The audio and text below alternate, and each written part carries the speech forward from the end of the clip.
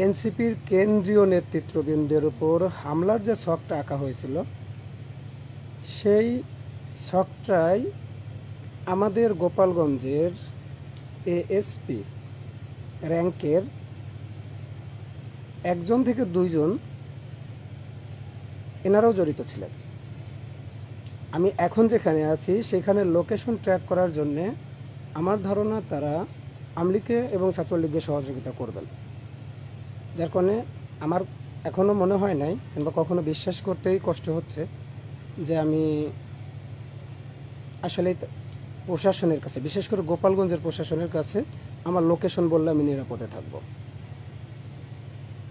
আমার গলাটা একটু ভাঙা ভাঙা, যদি মনে হয় যে না শোনা যাচ্ছে না, আমি একটু জোরেও বলতে পারবো, সমস্যা হবে না।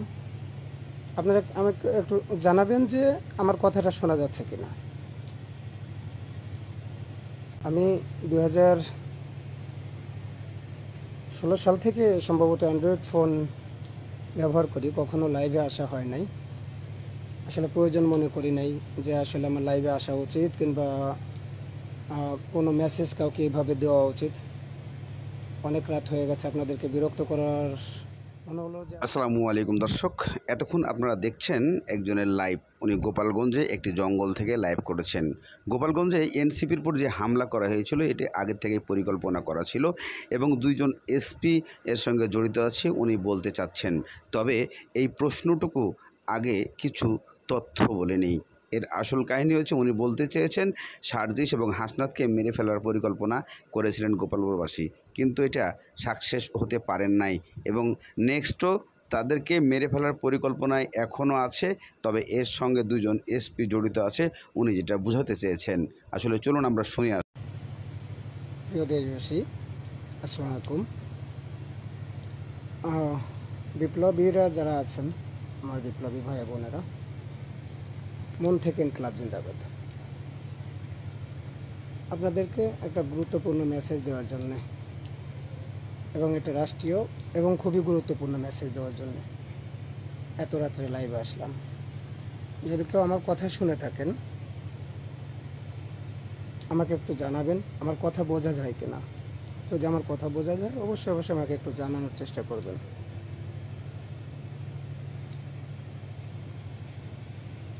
যে মেসেজটার জন্য আপনারা দীর্ঘদিন এই গোপালগঞ্জে ঘটে যাওয়া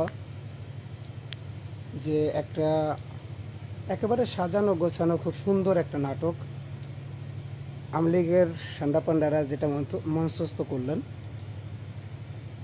এটার একটা খুবই গুরুত্বপূর্ণ দিক, যে গুরুত্বপূর্ণ দিকটা আসলে কেউ জানেই না, কাউকেই জানতে দেওয়া হয় নাই।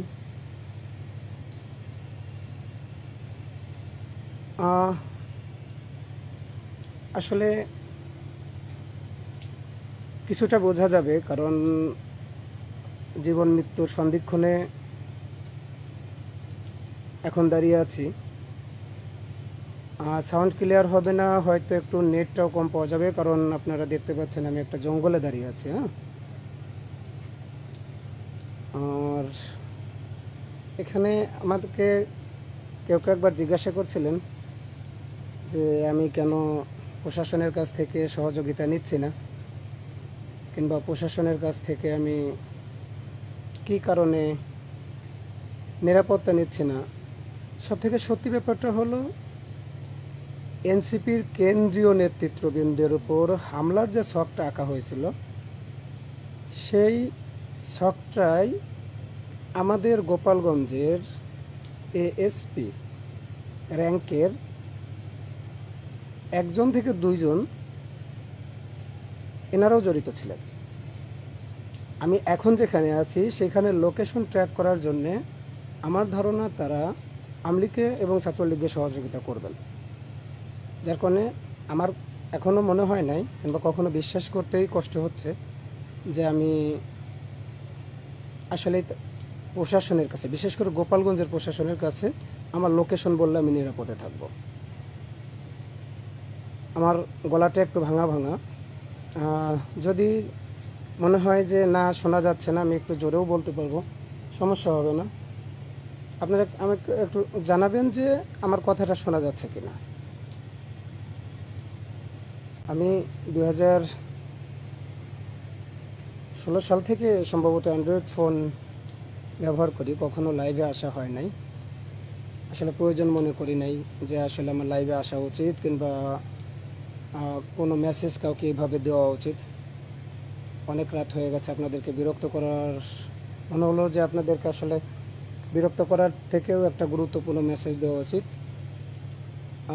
গোপালগঞ্জে যে সহিংসতাটা ঘটে গেল, সেই সহিংসতার আপনাদেরকে যদি আমি একটা কথাই বোঝাতে চাই যে এই সহিংসতা আসলে পরিকল্পিত। আপনারা এটা বুঝতে চাইবেন না।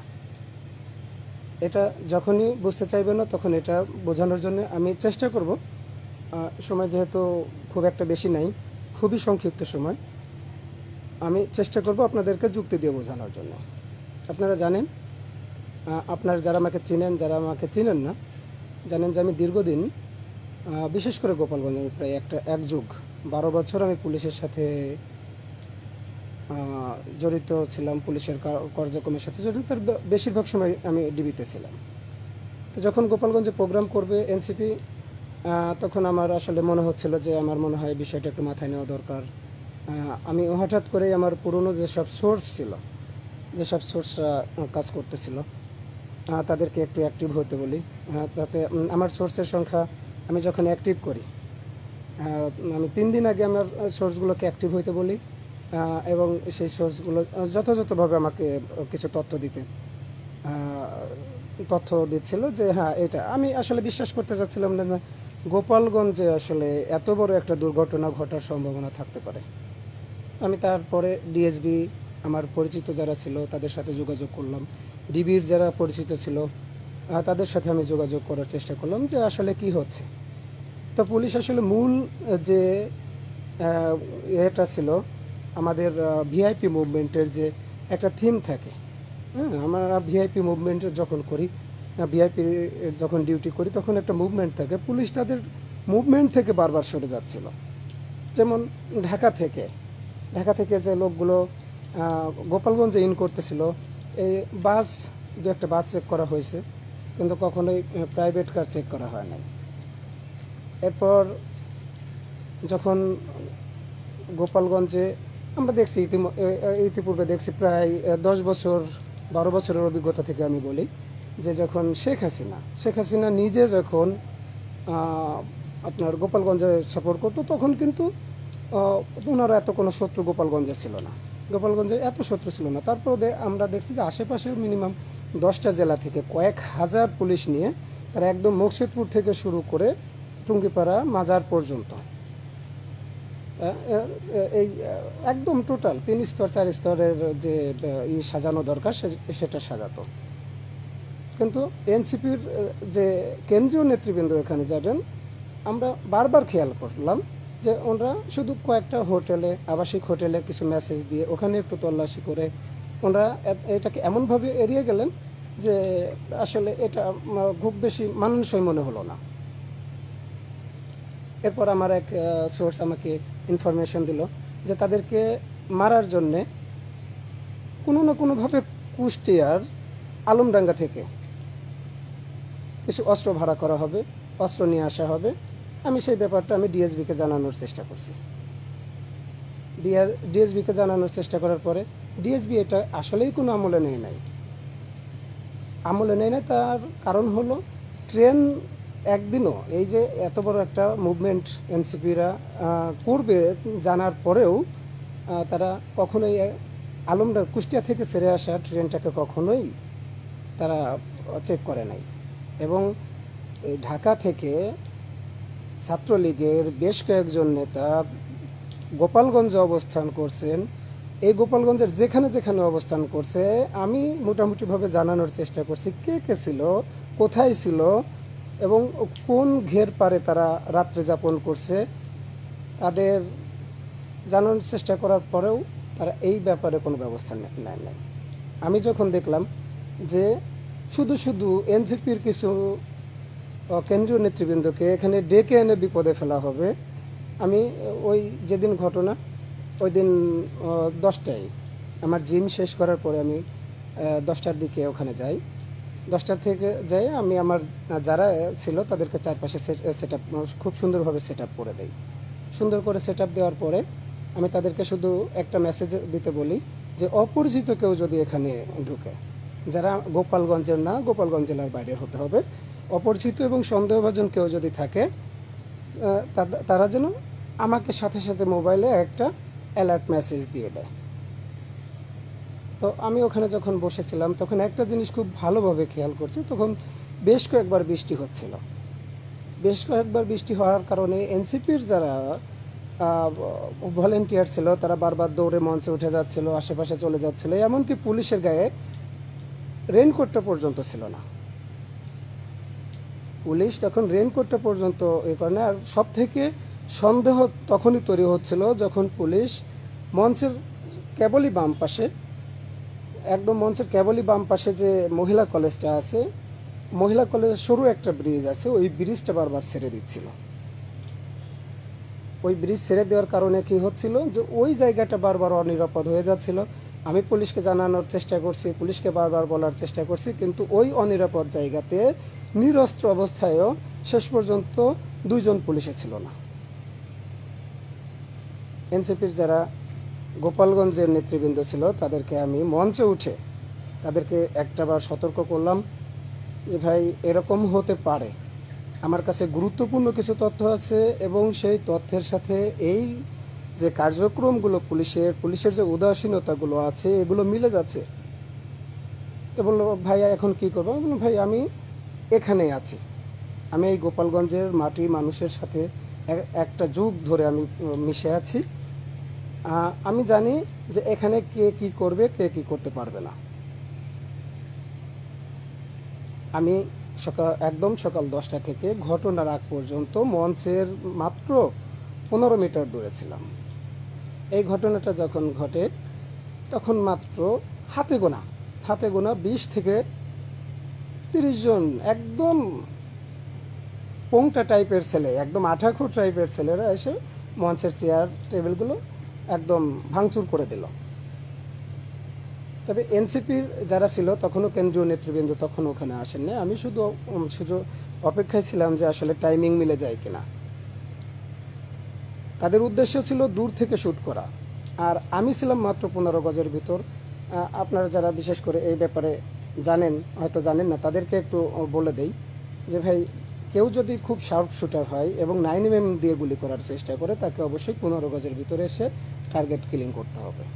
তো আমি মাত্র 15 গজ দূরে ছিলাম মাত্র 2টা উদ্দেশ্যেই। একটা হলো যেন পিছন থেকে 1 জন আসুক 2 জন আসুক তাদেরকে প্রতিরোধ করা যায়, অথবা যদি প্রতিরোধ করা না যায় 5 সেকেন্ড থেকে 7 সেকেন্ডের ভিতর যেন যায় মঞ্চের উপর দাঁড়িয়ে বুকটা পেতে দেওয়া যায়। উদ্দেশ্য ছিল 2টা। একটা যদি আটকাইতে পারলাম, না হলে মিনিমাম যেন আল্লাহ না করুক যেন গুলিটা আমার বুকেই লাগে। কারণ প্রশাসনের এত বড় বেইমানি আমি আগে কখনো দেখি নাই। আপনারা ভিডিওতে দেখবেন যে আমি ওখানে খুব নীরবভাবেই বসেছিলাম, একদম 3 ঘন্টা 4 ঘন্টা, যতক্ষণ না যথেষ্ট ঝড় বৃষ্টি আমার মাথার উপর দিয়ে গেছে। এবং এনসিপির যারা জেলার ছিল, কেন্দ্রীয় একজন সদস্য ছিল, একজন মেজর ছিল, তারা আমাকে মাইকে বারবার বলতেছিল যে আয়রন ম্যান আপনি উঠে আসেন, আপনি বৃষ্টির ভিতর না বসে থেকে উঠে আসেন। আমি ওখান থেকে উঠি নাই। আমার মনে হচ্ছিল যে দুর্ঘটনা যে কোনো সময় ঘটতে পারে। আমার বসা দেখে আরও 4-5 জন লোক ওখানে এসে বসলো। এবং পরবর্তীতে দেখলাম যখন হামলাটা হয়ে গেল, আপনারা অনেকেই টিভি চ্যানেল মিডিয়ার কল্যাণে দেখতে পারবেন যে আমি এসপি স্যারকে ওই ব্রিজের উপর তাকে আটকে জিজ্ঞাসা করছিলাম যে এখানে দায়িত্বে গিয়েছিলাম। এই যে এখান থেকে যে ফোর্স আপনি উইড্রো করলেন, বৃষ্টির জন্য হোক কিংবা প্রোগ্রাম শেষ না হওয়া পর্যন্ত আপনার এখানে একজন ফোর্স নাই, এখানে দায়িত্ব কে ছিল? উনি একটা দায়সারা উত্তর দিয়ে দিলেন যে এখানে অ্যাডিশনাল এসপি ছিল। তখন আমার সোর্সের দেওয়া তথ্যের সাথে মিলিয়ে দেখলাম যে শতভাগ মিলে যাচ্ছে,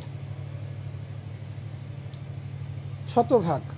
এর সাথে অবশ্যই গোপালগঞ্জ জেলা পুলিশের একজন এএসপি এবং বেশ কয়েকজন ছাত্রলীগের কর্মী, ঢাকার যাত্রাবাড়ি থেকে আশুলিয়া থেকে যাওয়া যে 2-3 জন নেতা ছিল, তাদেরকে আমি চিনি না, কিন্তু আমার সোর্সরা তাদেরকে চিনি।